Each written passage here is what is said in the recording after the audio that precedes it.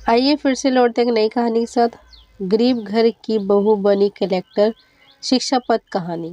एक बच्ची की माँ नहीं थी। सौतेली माँ उस बच्ची से हर काम करवाती थी। 4 बजे भोर में वह बच्ची जग कर स्कूल के समय तक हर काम करती थी।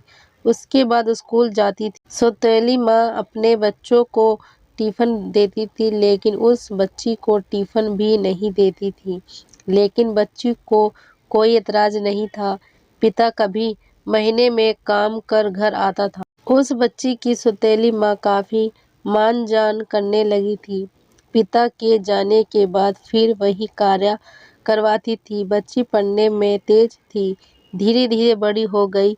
पिता को विवाह की चिंता सताने लगी। एक दिन लड़की के पिताजी बिटिया की शादी की जिक्र कर दी। सौतेली माँ ने कहा कि हमारे रिश्ते में एक लड़का है, दहेज भी नहीं लेगा, थोड़ा गरीब है, परिवार ठीक है।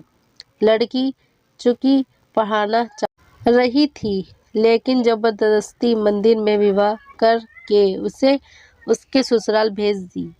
लड़की जब ससुराल आई, उसने अपनी बदनसीब किस्मत सोचकर कुछ बोली नहीं। लेकिन लड़के ने कहा कि आप बुरा ना मानो तो एक बात कहें। वह बोली कि आपके साथ जीवन भर रहना है, आप जो कहो हम मानेंगे। लड़का बोला, जहाँ से पढ़ाई छोड़ी है वहीं से आप शुरू कर दीजिए। हम गरीब जरूर हैं, लेकिन गंवार नहीं। लड़की अपने पति का पैर पकड़कर फर्क करने दी।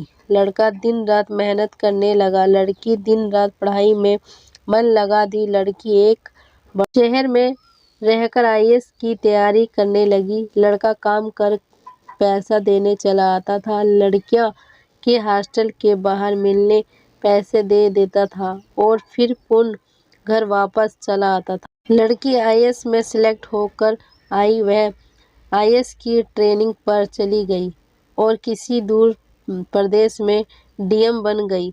संयोग से लड़का पता लगा कर जब वहां पहुंचा तो लड़की की सारी व्यवस्था देखकर लड़का खुद शर्मिंदा रहने लगा और वहां मन बना लिया कि हम खुद इनके जिंदगी से दूर हो जाएंगे।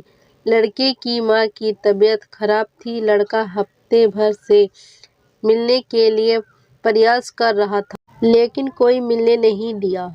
ठंड का मौसम था। डीएम साहिब का कंबल वितरण का होर्डिंग लगा था। वो भी सवेरे से लाइन लगाकर खड़ा हो गया, जिससे 5 गरीब चुने गए। उसमें वह लड़का भी था। डीएम साहब गाड़ी से उतरी और एक एक करके कम्बल देना शुरू की।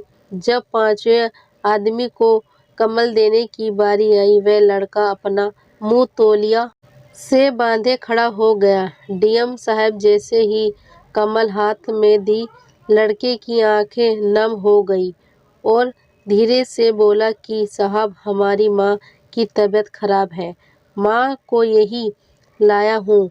आप सरकारी अस्पताल फोन कर दीजिए जिससे मेरी माँ का सही इलाज हो सके। डीएम साहिबा आवाज को पहचान ली और हाथ पकड़कर फक कर रो पड़ी और बोली कि आप अब आए, मुझे बताए क्यों नहीं माँ जी कहाँ है।